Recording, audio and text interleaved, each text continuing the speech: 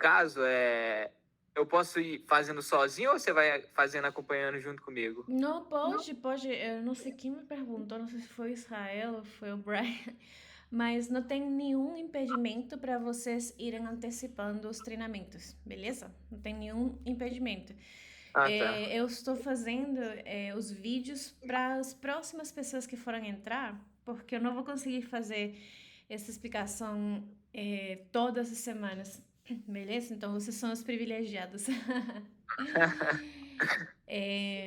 Então pode sim, só lembrando que eu sempre vou deixar uma tarefa, beleza? Uma tarefa que vai estar dentro da planilha de tópicos com um teste também. Então, esse treinamento vai ser só finalizado quando vocês finalizem esse teste, beleza? Tem um teste Beleza. por cada tópico. Então, vamos começar com o viability, né? Como os meninos já sabem, mas eu vou explicar um pouquinho para o Hilke. Todo treinamento que a gente vai fazer vai ter um SOP. SOP é um Standard Operating Procedure, né? Um passo a passo. E ele sempre vai começar com essa estrutura de duas perguntas. Primeiro, o que você vai aprender com esse SOP?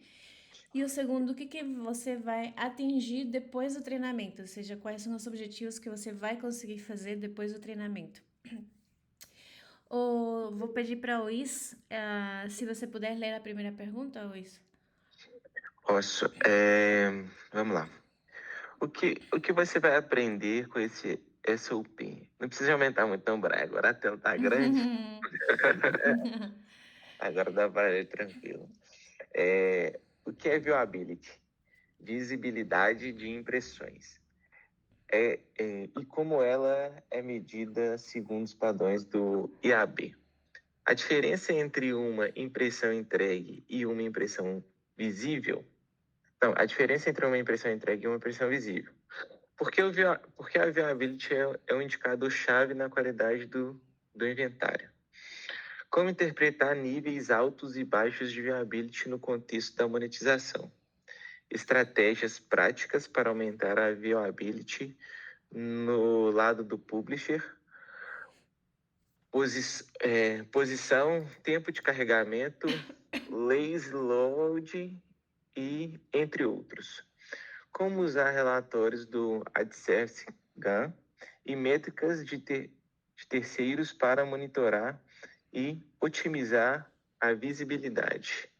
Porque o viewability impacta diretamente o SPM e o fill rate, mesmo sem gerar cliques. Pode continuar, Luiz, para a próxima pergunta. Beleza. Só um pouquinho, Brian. Aí, beleza, ele tá ótimo. Qual é o objetivo a atingir? Após concluir esse OP, você será capaz de entender o conceito de viability como métrica crítica de qualidade e valorização do seu inventário, identificar áreas de seu site ou app com baixa visibilidade e aplicar ações práticas de otimização, como melhorar o tempo de carregamento e posicionamento dos anúncios, acompanhar e interpretar corretamente relatórios de visibilidade do Google Ad Manager e outras ferramentas do lado da oferta, aumentar o potencial da receita programática, melhorando a qualidade do inventário entregue aos compradores.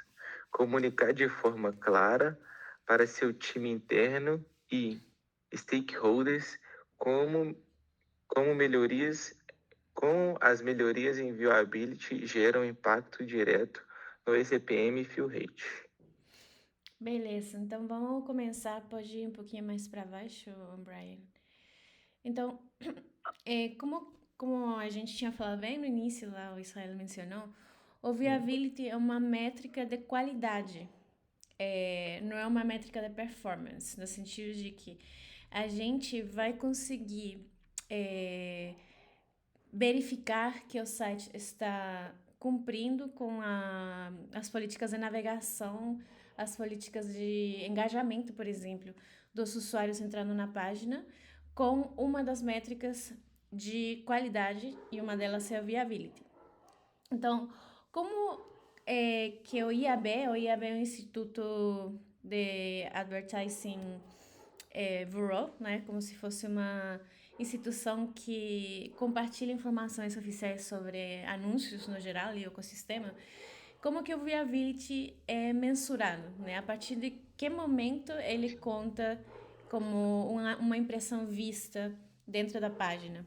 Para anúncios e display, uma impressão é considerada visível quando pelo menos 50% da área do criativo está visível na tela por pelo menos um segundo. Então, eu vou pedir para o Brian abrir uma página. Vamos para que página? O wall, né? De O praxe. UOL é o praxe. Isso. O UOL é... Então, Nossa, aqui, por exemplo, o anúncio já foi servido, ou seja, a gente já tem uma impressão e, além disso, já temos 100% de viability para esse bloco de anúncio. Por que 100%? Porque a gente ficou nessa página por mais de um segundo e a gente viu 100% do anúncio, né? Então, a gente está por cima dos 50% que o IAB indica. Se o Brian tivesse scrollado antes do anúncio carregar, mesmo que a impressão vai ser servida lá em cima e a gente não esteja na página, por exemplo, pode ir um pouquinho mais para baixo, o Brian. Ali, ó. Sem mexer ali nessa página, a gente já sabe que o anúncio carregou lá em cima. Mas a gente não está vendo o anúncio nessa tela. Então, o que o Viability quer falar é que a gente pode sim gerar uma impressão, porque está gerando impressão lá em cima, mas ela não está sendo visível para a gente. Então, por que é uma métrica de qualidade? Enquanto mais rápido a gente consegue ver os anúncios carregados na tela, mais probabilidades a gente vai ter de incrementar essa métrica de viability, ou seja, de ter uma porcentagem mais alta de anúncios visualizados. Kátia, Pode falar. pode tirar uma dúvida? Sim, claro. Então, por isso que alguns publishers, eles colocam preloading lá na página para melhorar o viability das... Correto. Mas isso também tem uma desvantagem. Só que o que você falou é 100% correto. O que é o preloader? O preloader é uma funcionalidade que pré-carrega os anúncios antes do usuário chegar no site. Não sei se vocês chegaram a ver, ou se vocês têm algum exemplo de um site com preloader, mas, por exemplo, quando o Brian clicou, isso aí, o Diário Vagas. Clica ele não pegou. tá, não tem problema. O Brian entrou agora no Diário Vagas. Antes do usuário, por exemplo, chegar nessa página, imaginemos que essa página é um artigo. Ou pode entrar num artigo só ali pra gente. Isso é preloader, isso. Algumas páginas, elas têm um contador que vai vai contando, carregando 1, 2, 3, 4 até o 100%. Quando chega no 100%, só a partir dali mostra essa tela, né? E como a gente viu, quando terminou esse preloader, o anúncio já estava ali quando a gente chegou nessa parte. Né? Então, essa é uma estratégia que os usuários utilizam, que os publishers utilizam para tentar garantir um viability mais alto, porque o anúncio já está carregando. Qual que poderia ser uma desvantagem do preloader? Que o preloader seja um pouco mais devagar também e o usuário desista de entrar na página. Então, antes da página carregar, o usuário pode sair do site por não ter feito esse carregamento de uma forma mais rápida. Hilke, pode falar. Não, eu ia falar justamente isso. Eu imaginei que a desvantagem tipo assim, eu já conhecia isso aí do preloader, mas normalmente o que acontece? As pessoas querem informação hoje em dia muito rápido. Né? Então, por exemplo, a questão do preloader não é muito... O cara clica no site ali, aí ele vê que está carregando, ele acha que é a internet dele, ou então que tipo assim, o site está demorando a carregar, e ele já sai, entendeu? Exato. Então, eu ia falar dessa desvantagem, mas você comentou aí. Não, obrigada por contribuir aí, Hilke. E sim, essa é uma desvantagem. Por isso que outros fatores que talvez não estão diretamente relacionados à parte do carregamento teriam que entrar no jogo, como, por exemplo, garantir que o conteúdo seja de alta qualidade para que o usuário, mesmo aguardando esse preloader, queira continuar no site, né? Essa é uma questão bem indireta, mas tem outras formas também de melhorar esse viewability, né? Outra dessas formas, por exemplo, a gente vê que sempre o anúncio do topo está o mais acima possível. E o que é o usuário? Qual que é o comportamento do usuário? Usualmente apenas carrega, ele já scrolla. Então, uma estratégia que é bem simples é talvez colocar esse anúncio do topo um pouquinho mais para baixo, talvez depois do primeiro parágrafo, ou alguns artigos têm um título, depois tem uma imagem, depois dessa imagem tem um breve resumo e ali colocam depois o primeiro anúncio do topo, por exemplo. Então, mudar a posição desses anúncios de lugar também é uma estratégia para aumentar o viewability. Vamos voltar então para SOP, só para a gente continuar. Posso tirar uma dúvida aqui rapidinho? Sim, claro.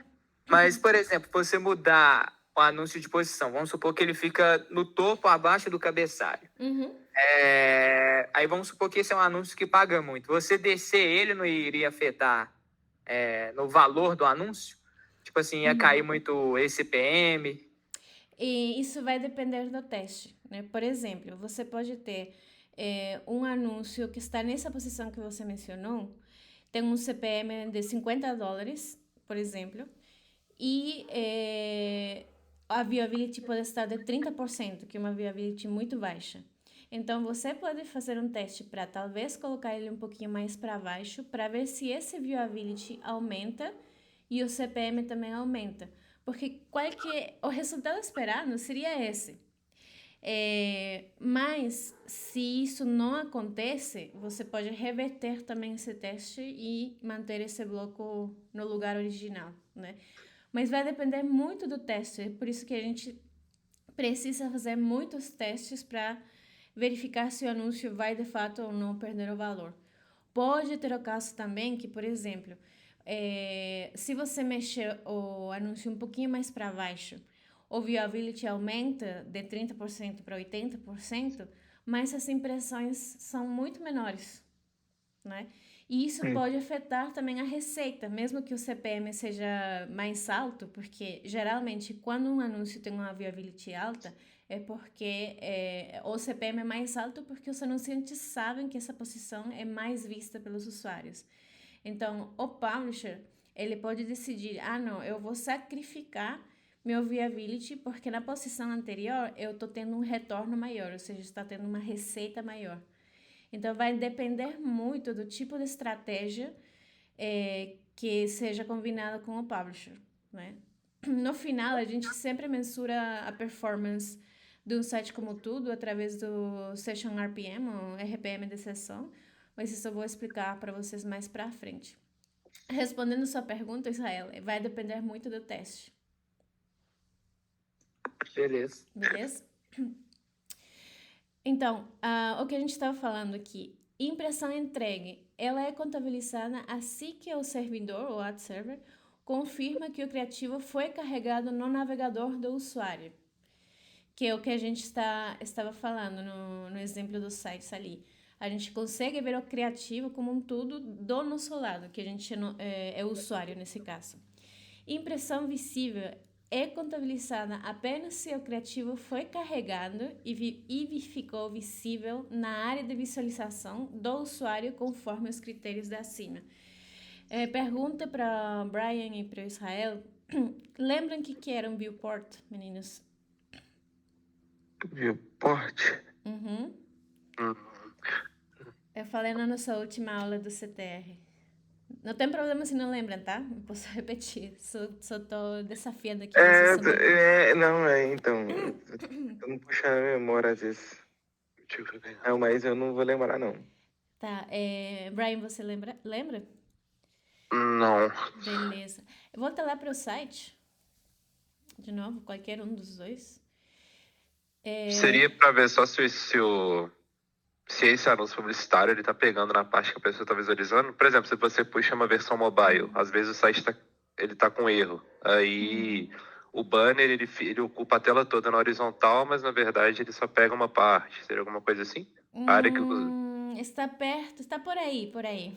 Mas pode converter aí a visualização para mobile? Atualizar, só atualizar. E pode entrar em qualquer artigo. Beleza. Viewport, para a gente relembrar, é a primeira dobra, ou seja, o primeiro viewport é o espaço do conteúdo, o primeiro espaço do conteúdo que aparece para o usuário sem que o usuário faça scroll.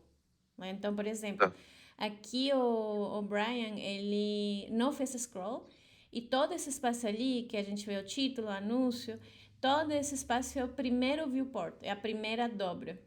Se o Brian scrollar abaixo do primeiro anúncio, que foi onde acabou a primeira dobra, essa segunda parte aqui já é a segunda dobra, é o segundo viewport. Beleza? Então, beleza. voltando lá para o SOP, aqui fala um pouquinho mais para cima. Aí, ó. Impressão visível é contabilizada apenas se o criativo foi carregado e ficou visível na área de visualização, ou seja, o viewport do usuário conforme os critérios acima. Então, seguindo essa mesma parte teórica, a gente volta lá para a página, Brian. Vai lá em cima, no primeiro viewport. Isso. Se esse anúncio fosse um anúncio de display, no caso um anúncio de vídeo, e a gente fica mais de 2,5 segundos, que lembre que para vídeo é 2,5 segundos, nessa parte aqui, então esse anúncio está tendo 100% de visibilidade porque o usuário está vendo todo o criativo completo dentro da primeira dobra. Faz sentido, meninos, isso que eu estou falando? Sim. Sim, agora que você fala, ficou mais claro na minha cabeça. Eu tinha perdido o que era viewport, mas agora tá claro. Sim, viewport, a tradução é dobra. Primeira dobra, segunda dobra, terceira dobra, né? Dependendo se a gente faz scroll, onde termina um espaço, começa o próximo, né? Então, como eu tinha falado, justo terminando abaixo desse vídeo ali, bom, esse é um vídeo, não um anúncio, estou assumindo que é um vídeo.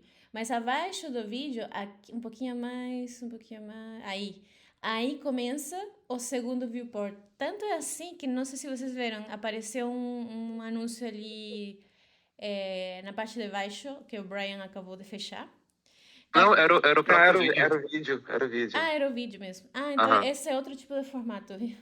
Mas imaginemos que, justo quando o Brian chegou aqui no segundo viewport, foi ativado uma outra feature, né? Pode ser um anúncio, pode ser algum outro elemento do site, né? Como esse vídeo que não era um anúncio, né?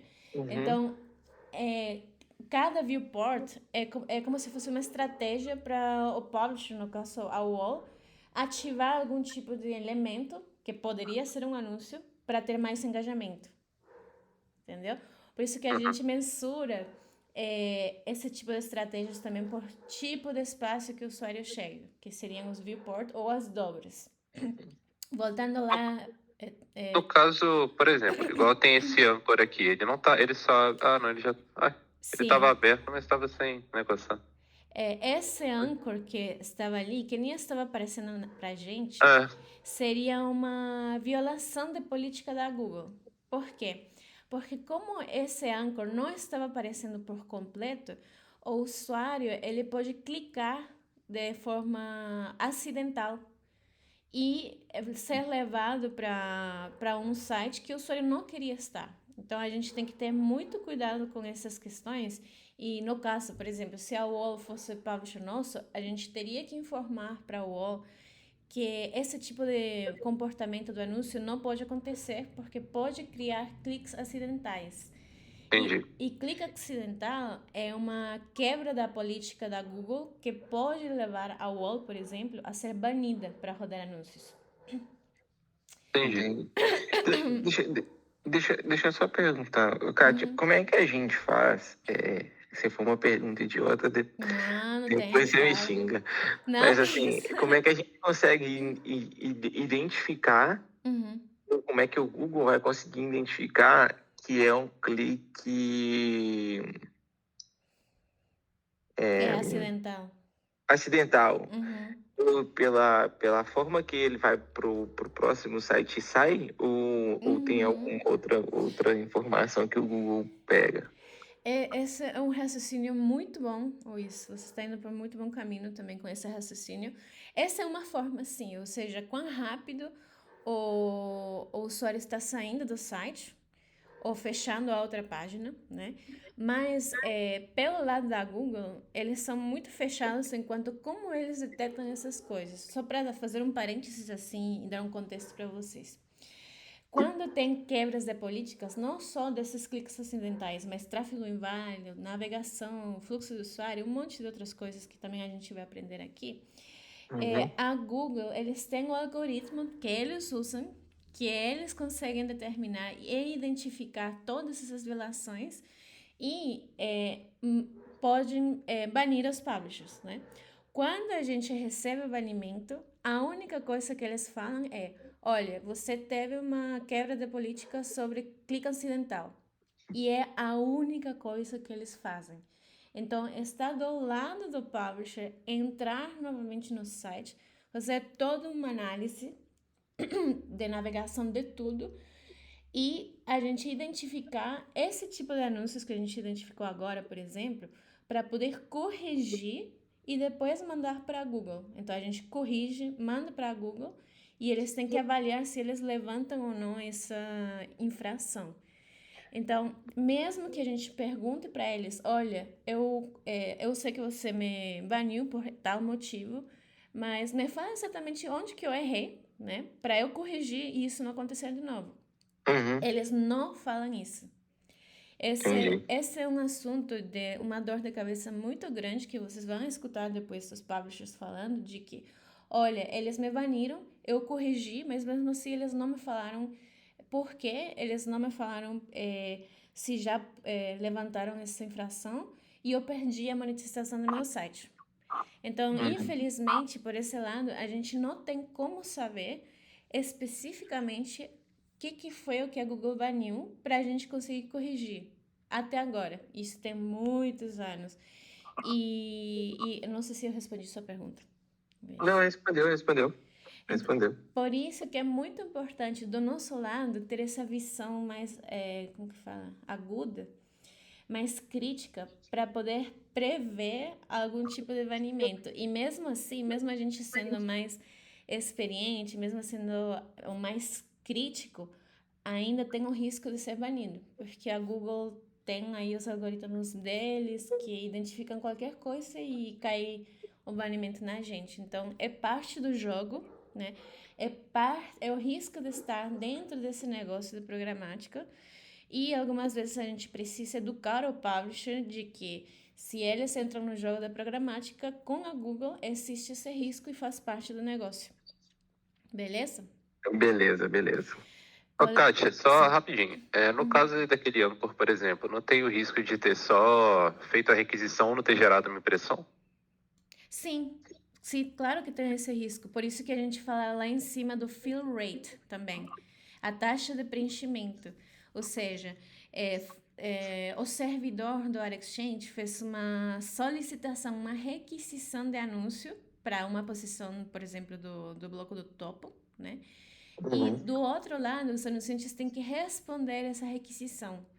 Se nenhum dos anunciantes responde essa requisição, porque por diferentes motivos, então esse bloco de anúncio não vai ser preenchido, portanto a gente não vai ter uma impressão. Então, Portanto, naquele caso, aham. então, naquele caso da UOL ali, pode ter sido isso, e não alguma coisa envolvendo Ex- clickbait, alguma coisa assim.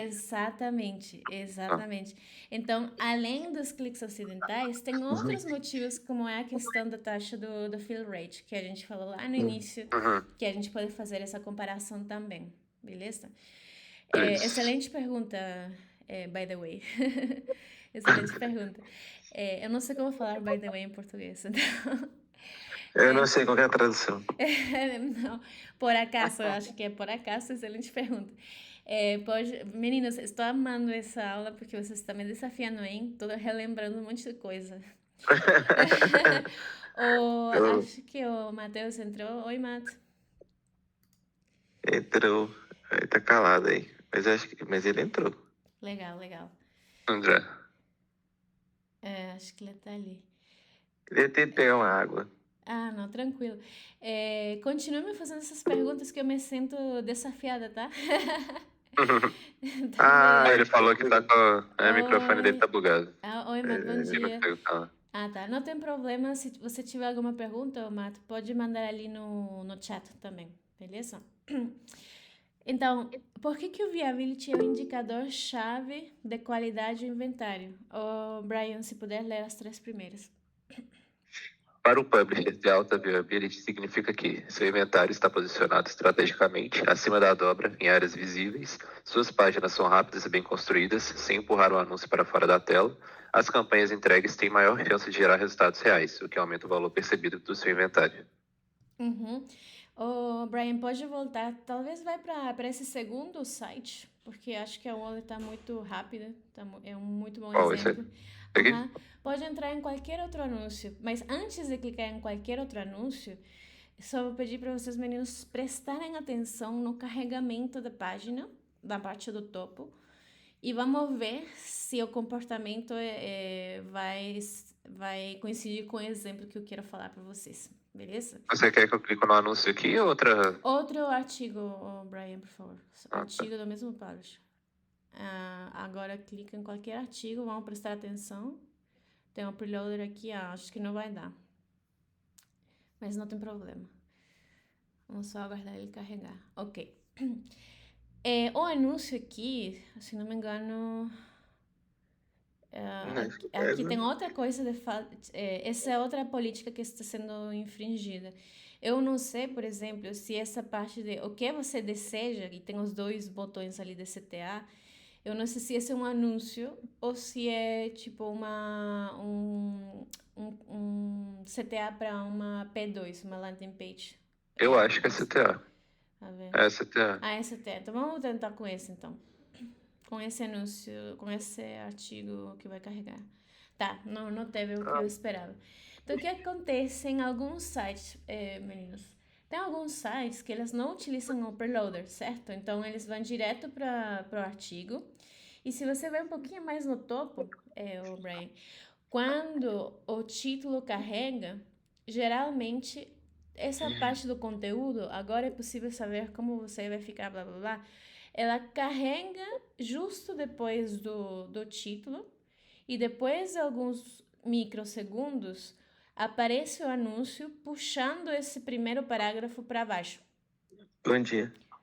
Ficou claro, mais ou menos? Conseguem imaginar isso, meninos? Porque aqui a gente não vai conseguir ver isso, né? Então, repetindo, quando o publisher não tem preloader, por exemplo, e o usuário entra direto para o artigo, algumas vezes aparece o título, aparece o conteúdo justo abaixo do título e enquanto o usuário aguarda uns microsegundos, aparece o anúncio do topo nessa mesma posição, puxando o conteúdo para baixo.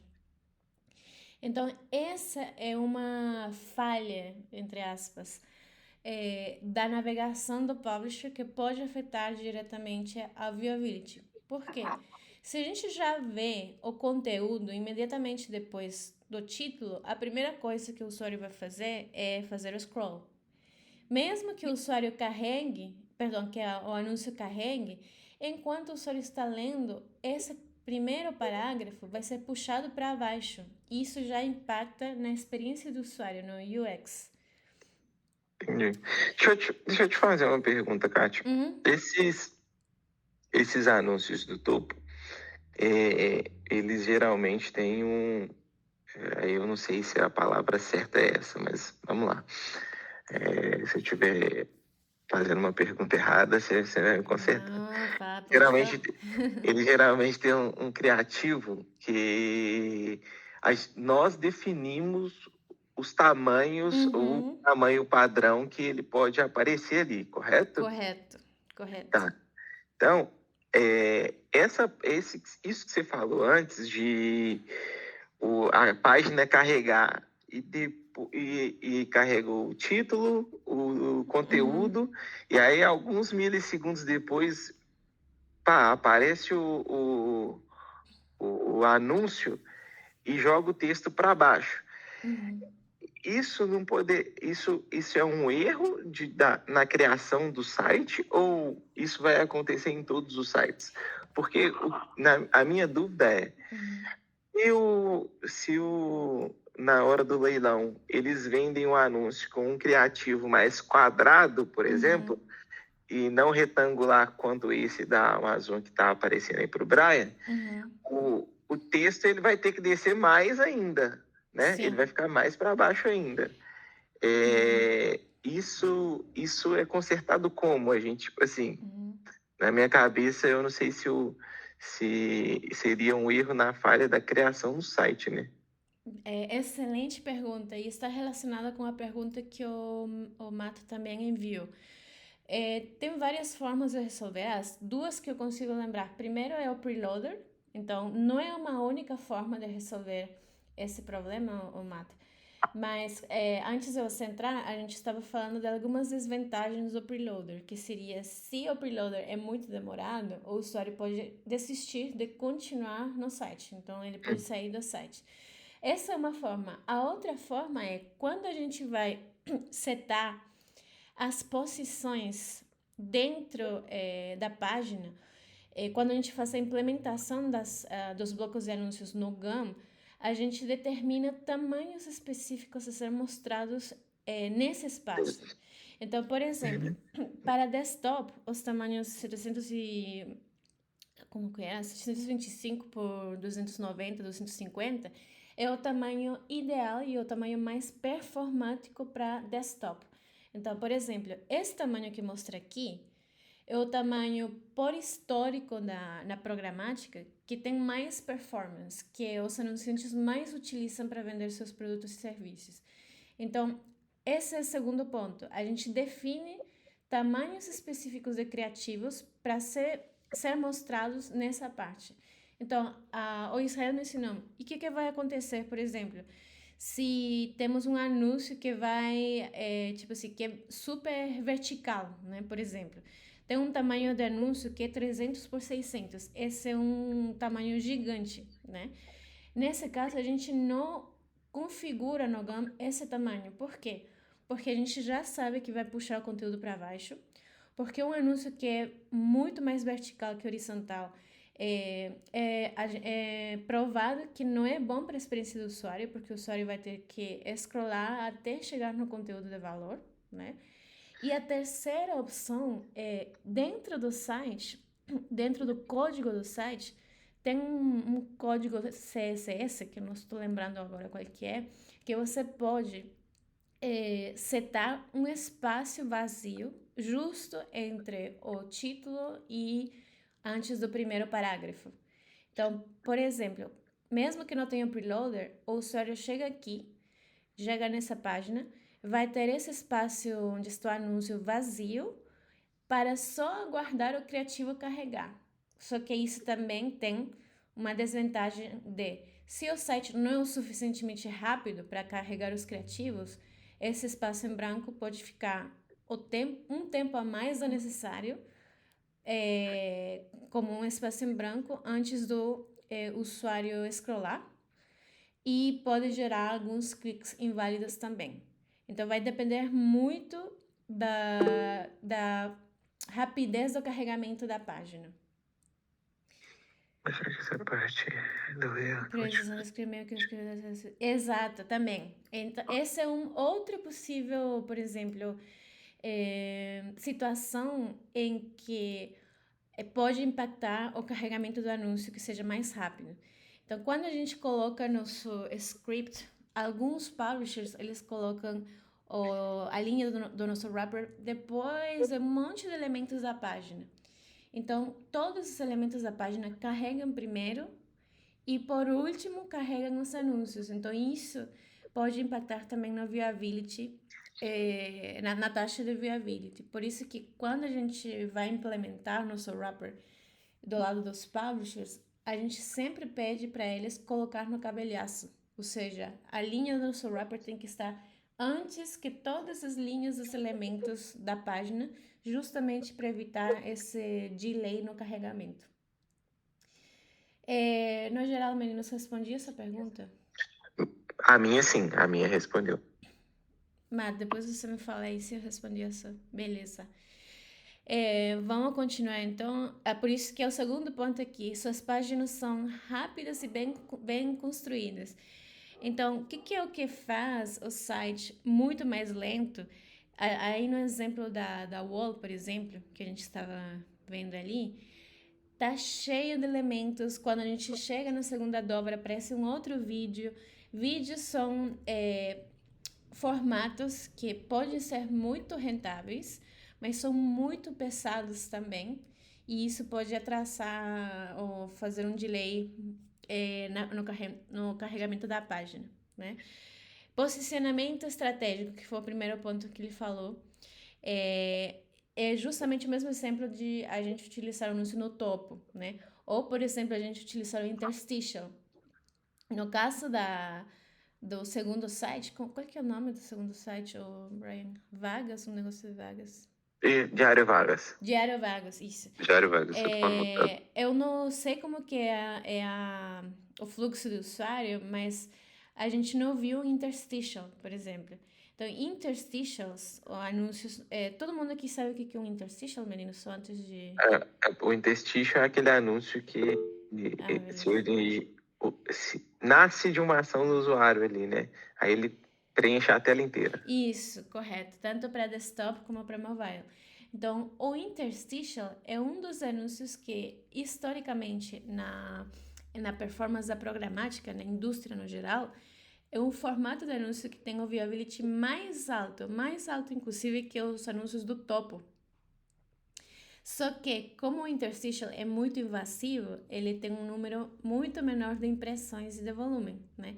É invasivo pelo que Israel falou, ele ocupa a página toda e o usuário tem que realizar uma ação para fechar o anúncio para continuar lendo Aí, o aqui conteúdo. tem, tá vendo? Isso é interstitial.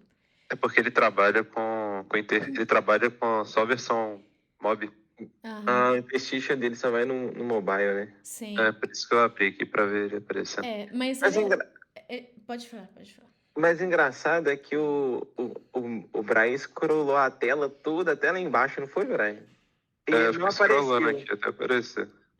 Mas aí só quando você saiu da página e voltou que ele apareceu. Não entendi por quê. Quando você sai... porque isso que o Matheus está falando. Porque tem dois tipos de como o interstitial pode se comportar. Por exemplo, como uma recompensa, ou seja, você quer ler esse artigo, você clica para ler o artigo, só que antes de eu te mostrar o conteúdo, você primeiro vai ver meu interstitial, né? E tem esse outro comportamento que a gente acabou de ver, que é eu quero sair desse artigo, ou seja, possivelmente o usuário vai querer sair do site. Mas para você sair, melhor eu vou gerar um pouco mais de receita. Eu falando como publisher. Então eu coloco um interstitial de saída também. Então seria como um interstitial de entrada para você ver o anúncio, ver o conteúdo, mas primeiro você vê um anúncio, né? E pode ser um interstitial de saída, que é, você vai querer sair, mas eu vou tentar te vender alguma coisa antes de você sair. Entendi. Pode voltar, Brian, para... É possível configurar isso? Por exemplo, você falou aí da saída também. Sim. Por exemplo, eu já vi esse tipo de anúncio, você vai sair de um site e aí aparece o interstitial de novo. Mas a minha dúvida é se é possível configurar isso mesmo, entendeu? Tipo assim, ele vai aparecer só na saída, ou então, tipo assim, da ação do usuário. Excelente pergunta, tá me desafiando mais ainda. Olha, vou te falar o que eu sei, porque tem tanto tempo que eu não estou na operação, mas já daqui a pouco eu vou voltar a operar também. Como partindo das políticas da Google, o interstitial ele só pode ser mostrado uma vez para um usuário acho que dá para colocar ele a cada 10 minutos. dentro do GAN tem uma configuração para ele aparecer a cada 10 minutos. Sobre a configuração, e essa configuração que estou falando é a configuração de entrada, ou seja, você colocou a URL e antes da URL ou do artigo, ele aparece, né? Agora, de saída, eu acredito que tem sim como configurar, mas eu não estou lembrando se também é feito através do GAN.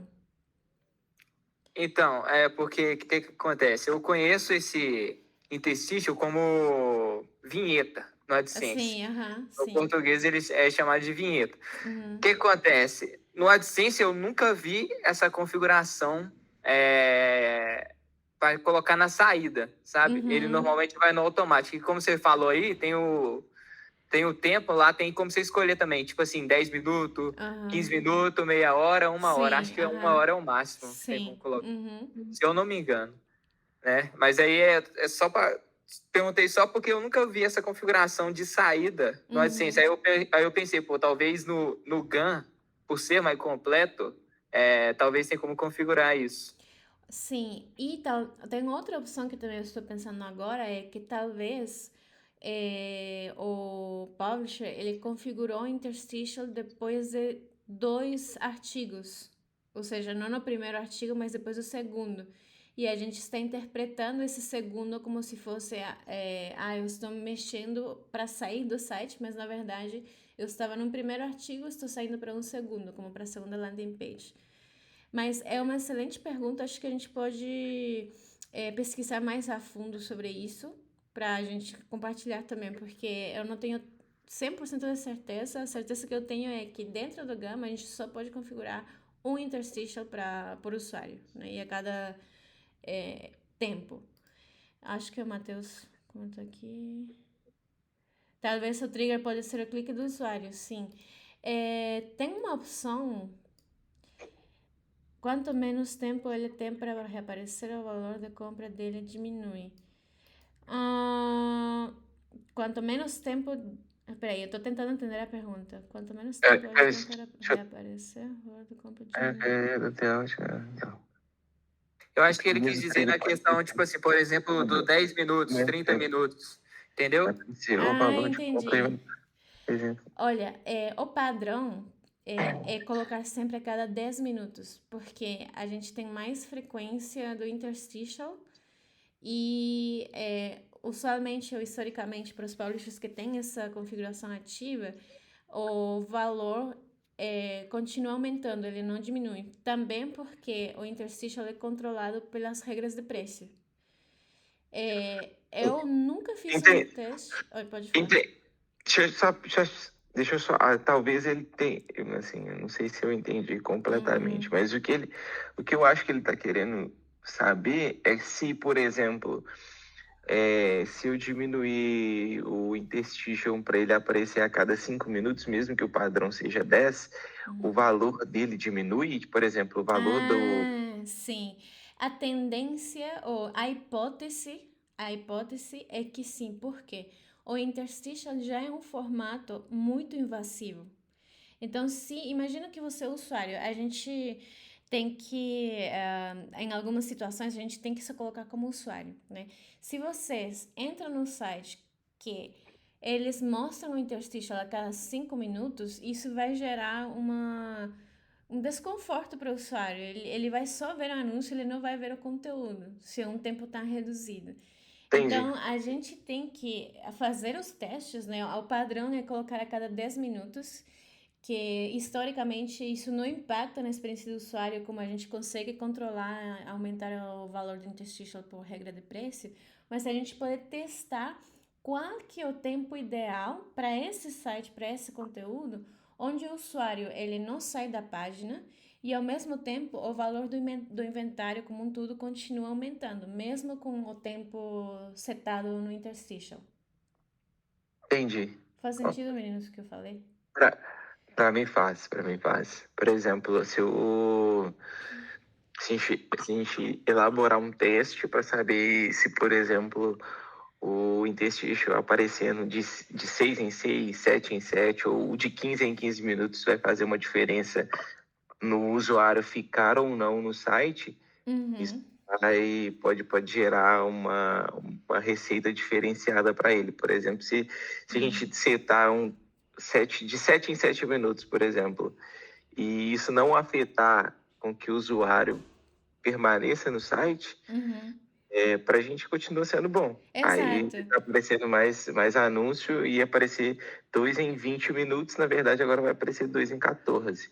Exato. Então, isso, como eu falei, meninos, é teste, por exemplo. A gente pode testar isso. Porque, inclusive, se a gente, por exemplo, vamos imaginar que a gente reduz o tempo para o interstitial aparecer de 5 em 5 minutos, a gente já sabe que isso vai ser prejudicial para a experiência do usuário. Mas, e para o publisher? Será que em 5 minutos ele vai ter mais receita, né? Porque a frequência do interstitial vai ser muito mais alta, considerando que o CPM do interstitial também é um dos maiores em comparação a outras posições. Mas e a longo prazo? Se a gente continua com uma estratégia de um interstitial de 5 a 5 minutos por todo um ano, será que em janeiro a gente começa essa estratégia? Será que em dezembro a gente vai ter o mesmo volume de usuários querendo entrar no site? Mesmo que num curto prazo o publisher vai gerar uma receita mais alta? Provável que não. Exatamente. Então a gente tem que pensar o que acontece com alguns publishers. Eles querem dinheiro imediato. Só que a gente tem que pensar sempre para eles terem um negócio sustentável ao longo do tempo. Então, todas essas estratégias que a gente, por exemplo, já falando do interstitial, que a gente que a gente está falando, precisam ser testadas com visão à sustentabilidade do negócio do publisher a um longo prazo. Então, como que a gente mensura isso é através do RPM de sessão, que isso a gente vai ver mais para frente. Mas, voltando para falar de viewability também, de visibilidade, se a gente coloca o interstitial no mesmo exemplo a cada 5 minutos, pode ser que a porcentagem de viewability seja muito menor que se a gente coloca a 10 minutos. Porque, pensem comigo, se o usuário fica a toda hora tendo que fechar a cada 5 minutos o interstitial, isso pode também gerar um impacto no viewability. Pode ser que, dependendo do carregamento da página, o interstitial não tenha o tempo suficiente para se mostrar e o usuário já está fechando a tela. Mais ainda, se o interstitial tem um tempo tão curto de 5 minutos para se mostrar por usuário.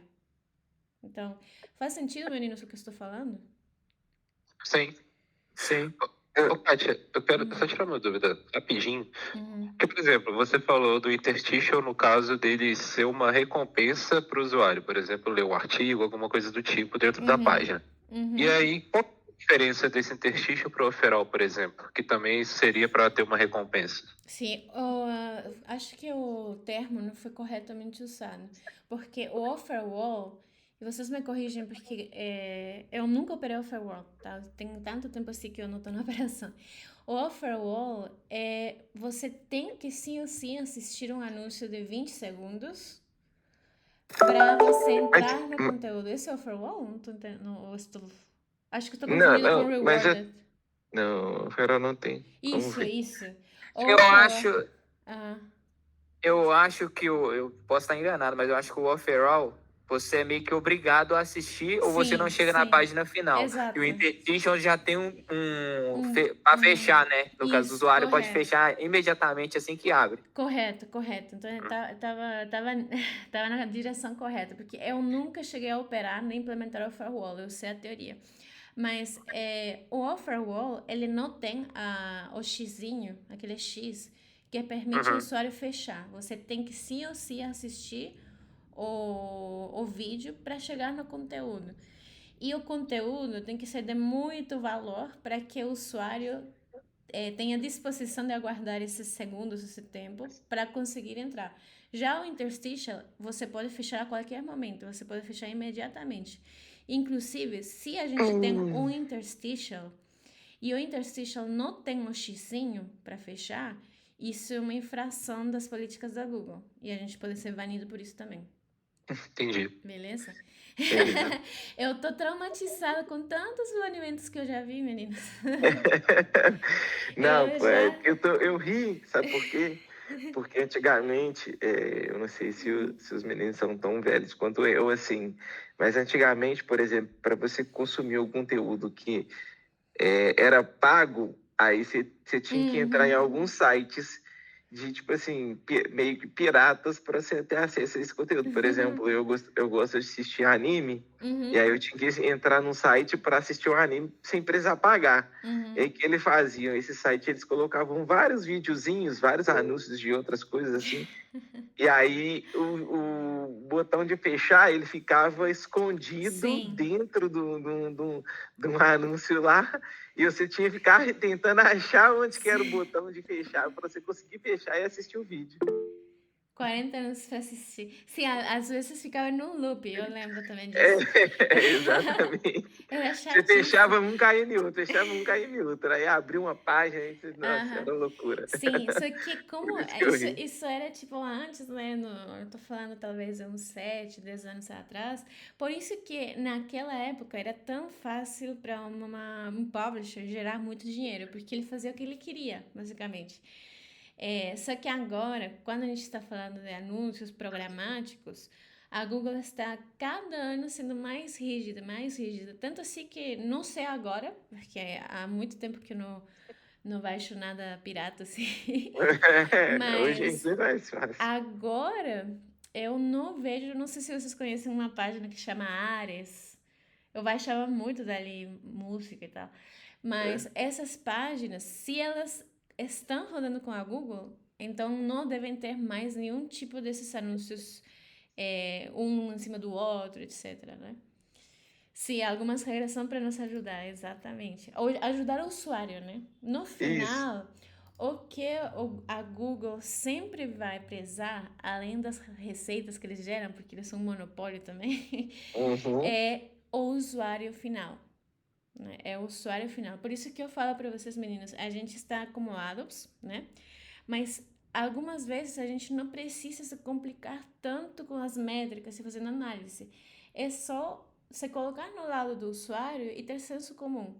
Então, eu como usuário estou entrando nessa página que está tudo bagunçada. Será que essa página vai gerar receita para o publisher? Se eu como usuário não estou nem gostando da navegação, por exemplo.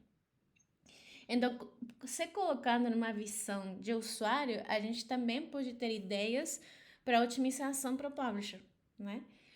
Uhum. E por último, Brian, não sei se pode ir lá agora para a sua planilha de database. E aqui, seguindo o mesmo formato, né? O mesmo formato que a gente fez no CTR, as datas na coluna A, de mais antigo para mais recente, as melhores adunits identificadas na linha número 2, o Brian já identificou aqui quais são as melhores adunits baseado no Pareto, né, no conceito de Pareto. E aqui já temos o viewability, a porcentagem de visualização por todas as adunits e as melhores adunits. Pode ir bem lá para o final, Brian? Isso. Então, aqui, por exemplo, temos 3 melhores adunits e as 3 adunits estão por abaixo dos 70%. Então, 70% de viability é um padrão de benchmarking histórico para... qual que é, por exemplo, a porcentagem boa para um viability para um site? 70%. Mas a gente pode pesquisar mais para, por exemplo, por nicho. Se a gente está falando do nicho de notícias, onde temos muitos artigos, como falar? São muitas Temporário? temporais, isso que podem ser virais, não podem ser virais, que muda muito porque são vários assuntos. Qual que seria o benchmarking do viability para um nicho de notícias, né? Isso a gente pode procurar ali no ChatGPT, por exemplo. Mas geralmente a gente trabalha, bom, eu sempre trabalhei com 70% de viability. E aqui a gente pode ver que os top 3 anúncios estão menos de 70%, o que quer dizer que a gente tem oportunidade para otimizar e melhorar essas viewabilities. Então, a gente pode fazer a mesma análise que a gente fez com a Wall, com a qualquer o Vagas, né? E a gente pode também ver como que esse anúncio se comporta, como vocês, como se fossem o usuário, né? Por que essa Move Content na coluna I tem uma viability tão baixa? Será porque o conteúdo, antes de chegar esse anúncio, o conteúdo é muito, né? Tipo, será que esse anúncio está colocado na quarta, quinta, sexta dobra, né? Viewport? Será que a gente pode mudar esse anúncio para mais para cima? Será que o anúncio realmente, de fato, está carregando todas as vezes, né? Que a gente chega até esse ponto?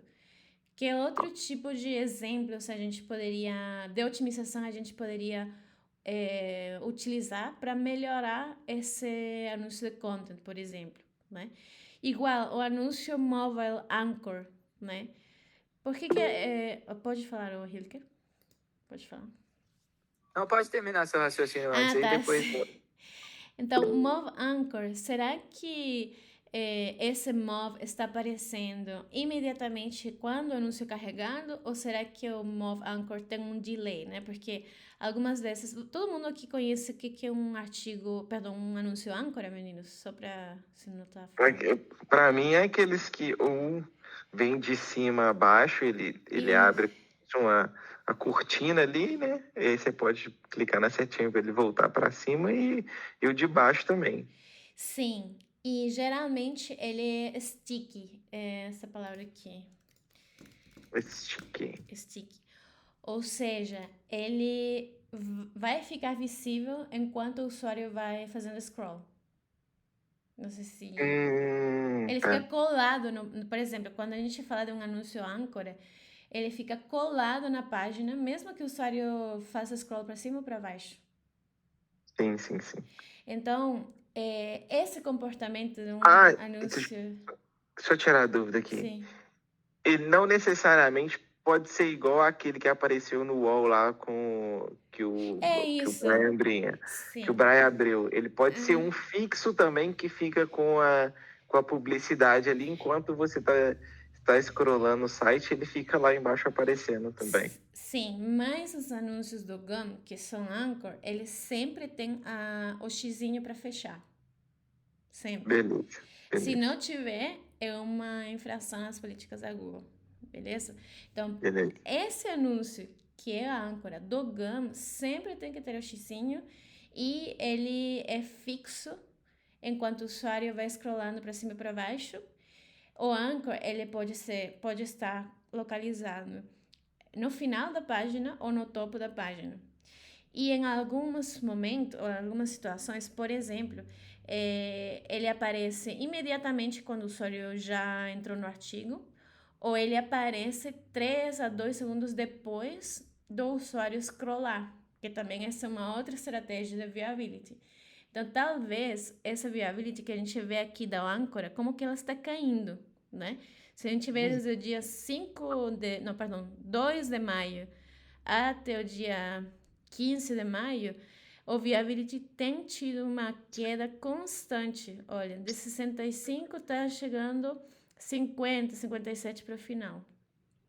Então, esse tipo de análise também ajuda a gente a entender a tendência, né, ao longo dos dias, para conseguir identificar essas oportunidades.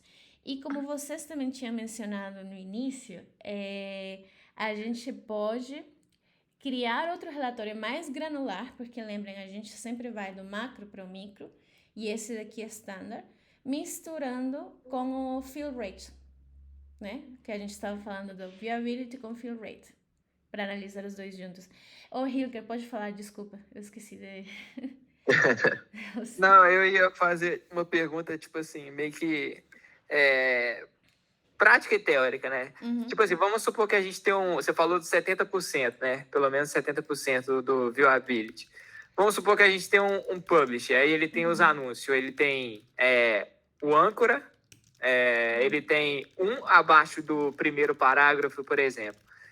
Mas o viewability dele tá tipo assim, tá 60%, 65%.